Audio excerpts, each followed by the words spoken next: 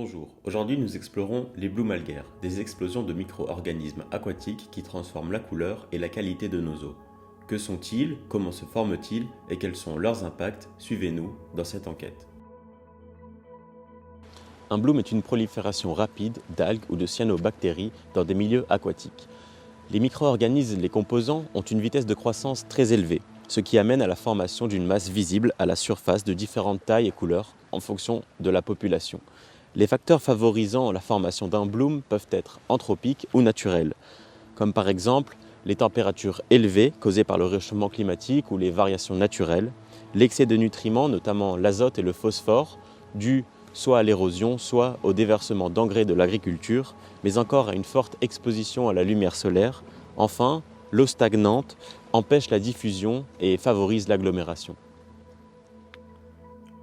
Le réchauffement climatique et les activités humaines modifient la salinité, le pH et le CO2, surtout en zone côtière.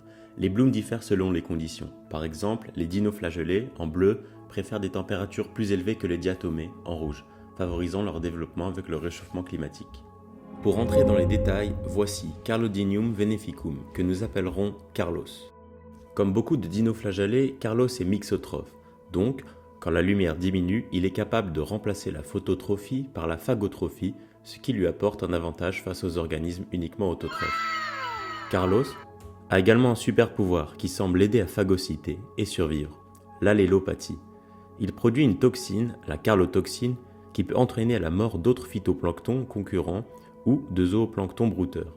Par ailleurs, la carlotoxine peut, combinée à une faible disponibilité en oxygène dissous, notamment utilisé par les algues, mener à la mort de poissons. Carlos semble se plaire dans plusieurs endroits. Étant donné que c'est une espèce euryhaline, ces dinoflagellés supportent des conditions variées de salinité. Ce graphe montre un exemple dans une baie des conditions de température et salinité de croissance de Carlos. La plupart des blooms apparaissent en juillet-août dans une eau à 25 degrés et une salinité de 10 grammes de sel par kilo d'eau de mer. Carlos n'est pourtant pas invincible. Effectivement, les dinospores d'Amoebophria entraînent son déclin en se propageant. Sur ce graphe, on voit que quand la population de dinospores augmente, représentée par les ronds noirs, Carlos diminue, représenté par les ronds blancs. Les blooms algaires peuvent présenter un risque pour la santé. Certaines cyanobactéries produisent des toxines dangereuses, provoquant des intoxications chez la faune aquatique et, indirectement, chez les humains via la chaîne alimentaire ou l'eau potable. Par ailleurs, certains blooms produisent des gaz qui, inhalés, sont eux aussi mauvais pour la santé humaine et animale. Pour résumer, les blooms algaires, bien que naturels, sont accentués par nos activités. Les mécanismes et interactions en jeu sont parfois très complexes. Mieux comprendre leur formation et leurs impacts est essentiel.